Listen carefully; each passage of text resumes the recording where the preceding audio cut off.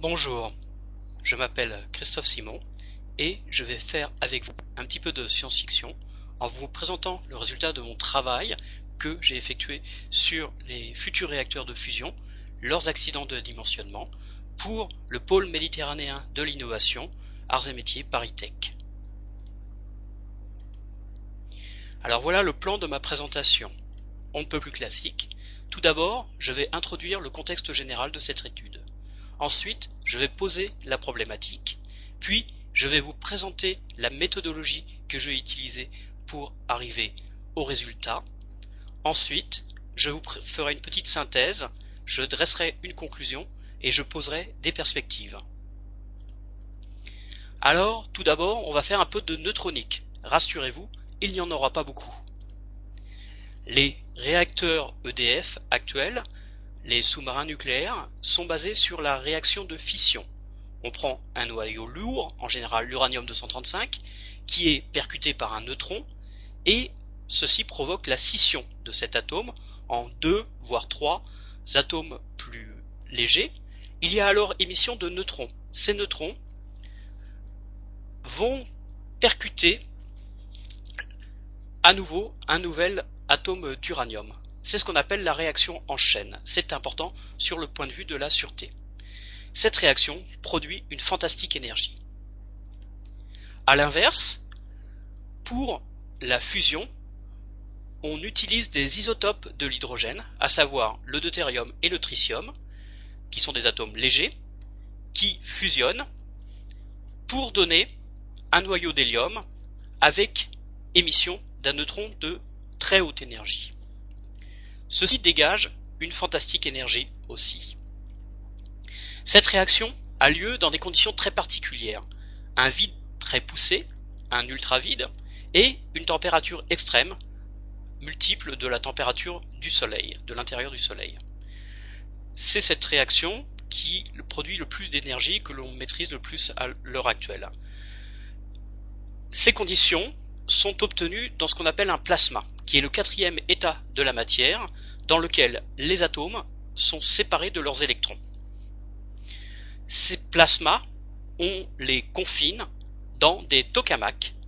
Tokamaks qui sont des grands instruments de physique qui ont la forme d'un tore.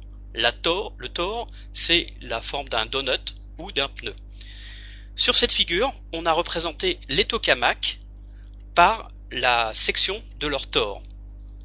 Donc on voit que depuis les années 60, on construit des tokamaks de plus en plus grands.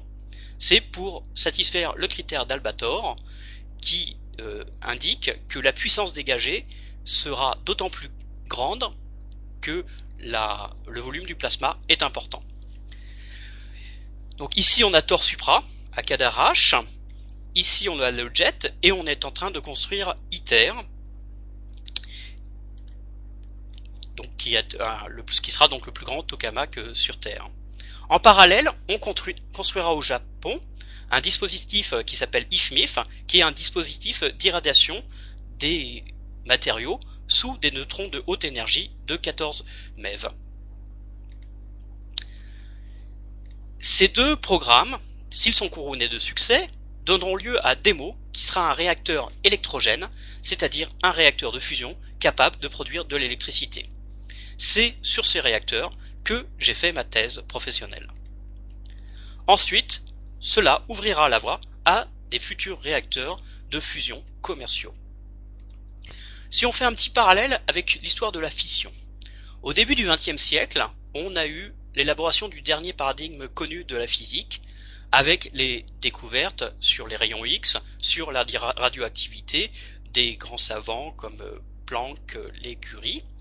Ceci a permis à Fermi, Enrico Fermi, de faire la pile de Fermi, donc c'est-à-dire le premier réacteur de fission qui a divergé, c'est-à-dire que la réaction de fission s'est auto-entretenue. Et je fais le parallèle entre ITER, qui va produire 10 fois plus d'énergie qu'il n'en aura consommé, et cette pile de Fermi qui est le premier réacteur qui a divergé.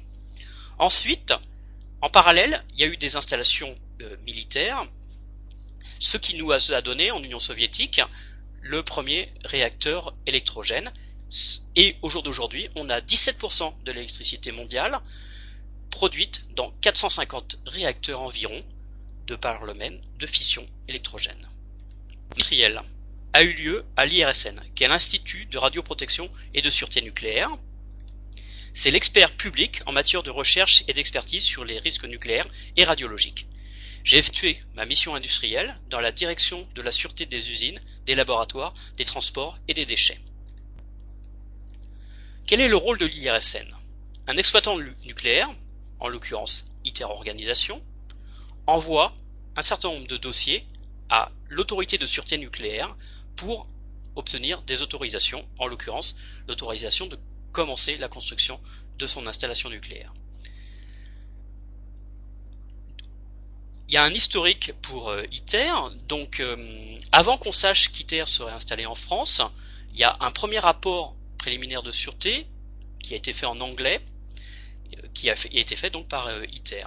Ensuite, en 2002, il y a un dossier d'option de sûreté qui a été envoyé aux autorités pour examen. Ensuite, en 2008, il y a eu une première demande d'autorisation de création qui a été envoyée aux autorités, puis par examen par l'IRSN qui l'a déclarée incomplète. Et en avril 2010, il y a une version corrigée de cette demande d'autorisation de création qui a été envoyée aux autorités au moment où j'ai commencé ma mission industrielle. Cette demande d'autorisation de création comporte le rapport préliminaire de sûreté qui est là. C'est un rapport qui comporte deux parties. Une partie descriptive dans laquelle l'exploitant nucléaire décrit son installation. Et la seconde partie qui est une partie démonstrative qui montre que cette installation est sûre. Ma mission industrielle a consisté à prendre connaissance de cette installation, de son fonctionnement, des enjeux de sûreté. Puis, j'ai pris connaissance de la démarche retenue par l'exploitant nucléaire, ITER, pour identifier les accidents de dimensionnement et les accidents complémentaires dans le rapport préliminaire de sûreté. Ensuite, j'ai pris connaissance des accidents identifiés par ITER. De dimensionnement, il y a 10 accidents de dimensionnement qui ont été identifiés par ITER, et hors complémentaire, hors dimensionnement, il y a 12 accidents hors dimensionnement qui ont été identifiés par ITER.